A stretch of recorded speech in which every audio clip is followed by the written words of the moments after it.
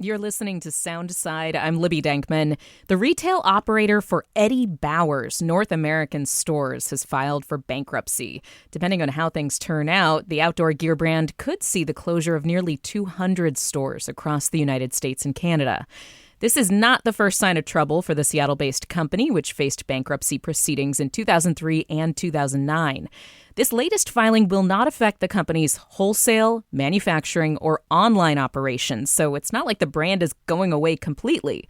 But the news still feels pretty big because once upon a time, not too long ago, Eddie Bauer was a premier spot for outdoor gear. It outfitted the first American to summit Mount Everest. And there was a time when it was quite the fashion statement to walk into work with an Eddie Bauer puffer. As the company faces an uncertain future, we'd like to take a few minutes to reflect on its legacy. Clara Berg is a fashion historian and curator of collections at the Museum of History and Industry, or MOHAI, in Seattle. Hi, Clara. Thanks for being back on the show. Thanks for having me. So if you had to describe the tone or the spirit of Eddie Bauer as a brand over the years, how would you describe it?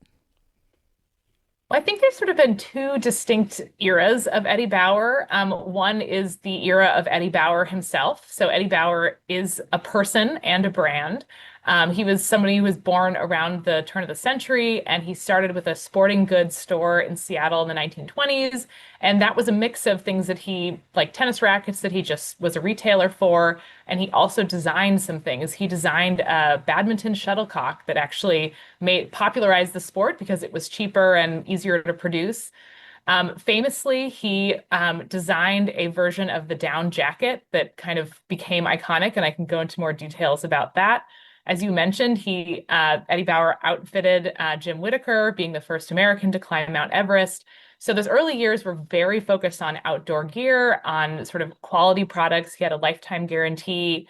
And then after he sold the company, it became kind of a lifestyle brand. And I think that's how most of us know it, as a store, particularly in the 90s, that sold kind of everything. That Eddie Bauer was licensed to all kinds of things. Eddie Bauer's name was on cars, sunglasses, baby clothes. It was a whole range of goods. And so I think recently the company has been also trying to emphasize their legacy and the kind of high quality gear piece of their history. But there's the gear era, and then there's the sort of lifestyle brand era. What did the news about this bankruptcy filing and potential store closures bring to mind for you? I mean, did it surprise you? I know retail has been struggling, but what came to mind? I think as a local fashion historian, I was immediately sad because I love a local brand that has a long legacy, that has an interesting story. I, of course, am not up on current retail trends. I wasn't shocked, I think, in the sense just that we know that not Eddie Bauer specifically, but that all retail, all kind of brick and mortar retail is struggling in a lot of ways. I think that was probably also the reason that they have put some more emphasis in the recent years of their legacy, that they've reissued some the Skyliner down jacket, which is kind of one of their iconic pieces, and that we're focusing on some of that higher end gear piece of their brand. Probably Eddie Bauer was working on what is their niche in the industry. I think locally in Seattle, I think people know the brand pretty well. I feel like I grew up shopping at Eddie Bauer. I feel like it's a brand that I trust. But nationally, what sets them apart from LL Bean, from North Face, there's a lot in the outdoor gear industry. There's a lot in they have a lot of competitors and a lot of different all of the different products they have a lot of competitors. So what is setting them apart? And so that, I think, is probably what they have been struggling with in recent years. And if they make it out of this bankruptcy, sort of what is special about Eddie Bauer going forward is probably what's going to rescue them. You mentioned the puffer, and this Yes. surprised me when I was talking to my producer, Maliha, and she's like, yeah, the Eddie Bauer patented the very first quilted down jacket, which is incredible. I mean, most of us in the Pacific Northwest have at least a couple of them in our closets. Can you talk to me more about the significance of the puffy down jacket, not just as an outdoorsman product, but as a fashion piece? Yes. So it's always a little complicated talking about this story because what you want to say is that Eddie Bauer invented the down jacket. What often happens with fashion history is that it's very rare for someone solely to come up with an idea like it is a myth that Coco Chanel invented the little black dress. It is a myth that Mary Quant invented the miniskirt. It's always a combination of different factors coming together, and who is the person that popularizes it. So Bauer himself had an uncle that he credits that he had an uncle who fought in the Russo-Japanese War who wore down garments to keep warm for that. There are some precedents of down being, I mean, it's been used for millennia to keep people warm in different ways. But what Bauer did is he sort of combined all of the ingredients to patent it in the US for one thing, but then also that he was selling things in the outdoor gear market, which is where such a thing was needed. And so that he is kind of the person who combined all the elements, who had a business that also in World War II that he was outfitting the US military, and then people came back from the war and said, I would like to buy my own of that jacket. How can I find out more about Eddie Bauer? And so I think the evidence is pretty strong that basically the puffer jacket that we have today, while there are other threads that people might want to pull, it really comes back to Eddie Bauer and the outdoor gear piece of it. It was not a high fashion piece for a huge part of its history. It was a outdoor gear staple. But it does seem, I mean, I guess I'm just coming from my own memory of when puffer jackets became fashion pieces. I guess it was hip hop culture that kind of helped make that into high fashion, right? I mean, over the years, I think the Pacific Northwest is kind of known for utility over style in a lot of ways in our choices, our sartorial choices. But in many ways, outdoor gear has infiltrated into high fashion. I mean, can you explore that a little bit more? Well, I think hip hop is a very important part of the piece, and streetwear. Eddie Bauer also was well known in the 80s and 90s as sort of a preppy brand. And so similar to LL Bean, that sort of those coastal preppy looks. But it's really been in the last 10 plus years that I would say that I forget, I feel like it's maybe 2017 that there was a Balenciaga puffer coat that went down the runway in Paris that it has, I think for a long time it was thought of outdoor gear, thought of as sort of casual wear and then hip hop.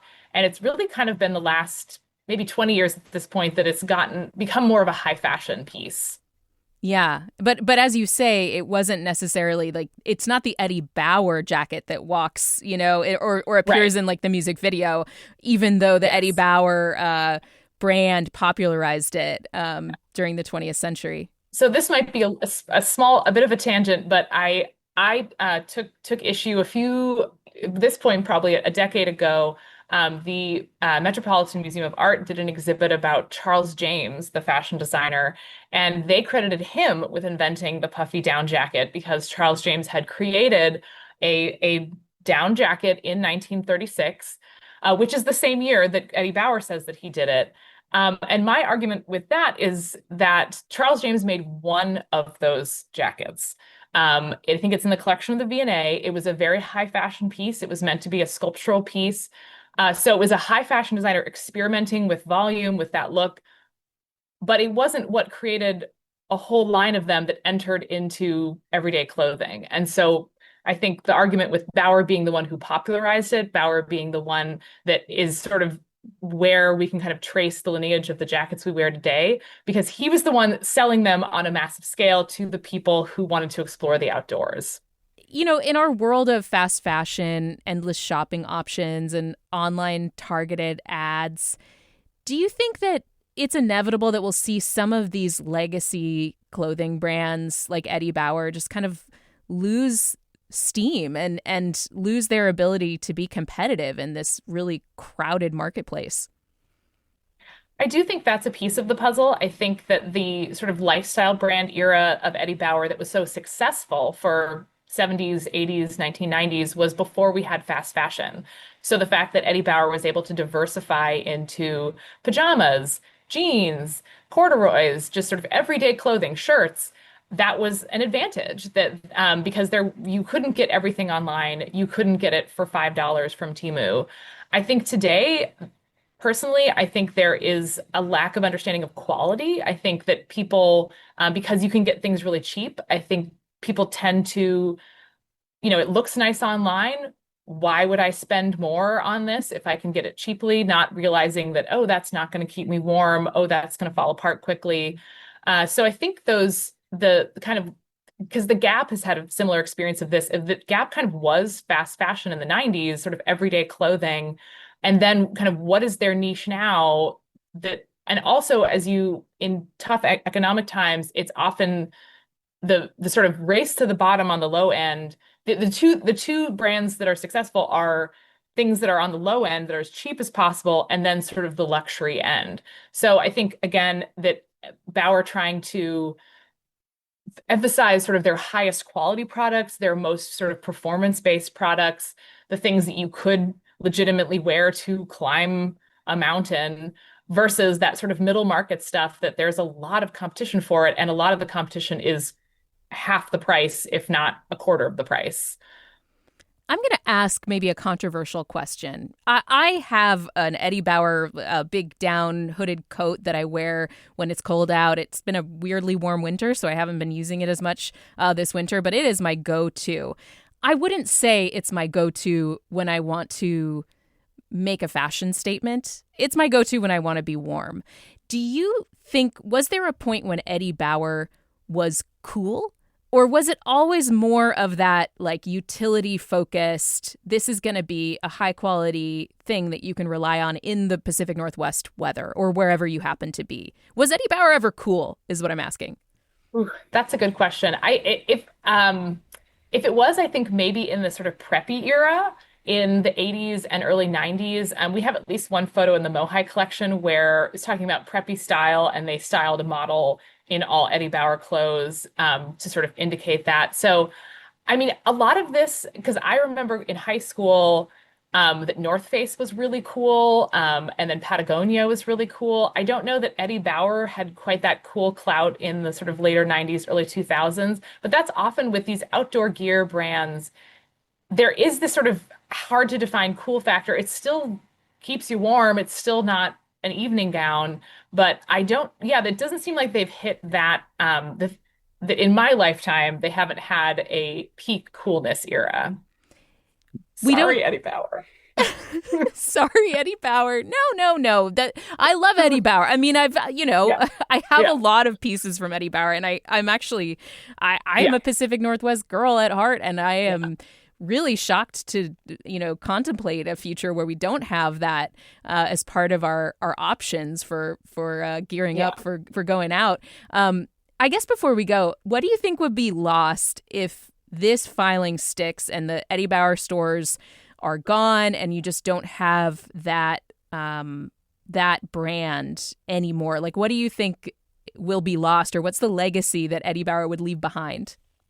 Well, I do think that's a loss when a local brand is gone. I think to go a little bit back to the coolness question, I think I think it has more clout in Seattle than it has other places. So I think if you're not from Seattle, it's sort of what is Eddie Bauer? You don't have a connection to it. But I think here it does feel a little bit more special. It does feel local. I mean, the legacy of sort of the firsts of, the down jacket of outfitting the first American climb of Mount Everest, that being also part of Seattle's legacy of being a leader in, or being a place where there's a lot of people who love the outdoors. And we've had a lot of important climbers and outdoor people who have done kind of amazing things in Seattle. And we have there's many other outdoor brands that are from Seattle. And so it's a piece of this part of Seattle's history of that this is something we're known for. And the more these brands, struggle and potentially go away, the less that becomes something special that we have in Seattle. Clara Berg is a fashion historian and curator of collections at the Museum of History and Industry, MOHAI.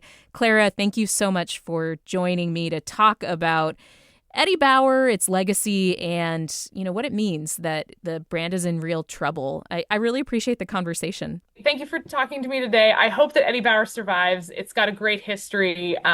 It's a great Seattle story. Thanks for listening to Soundside. Don't forget you can listen live on KUOW 94.9 Seattle at noon and 8 p.m. Monday through Thursday, or anytime right here online at KUOW.org, or of course on your favorite podcast app.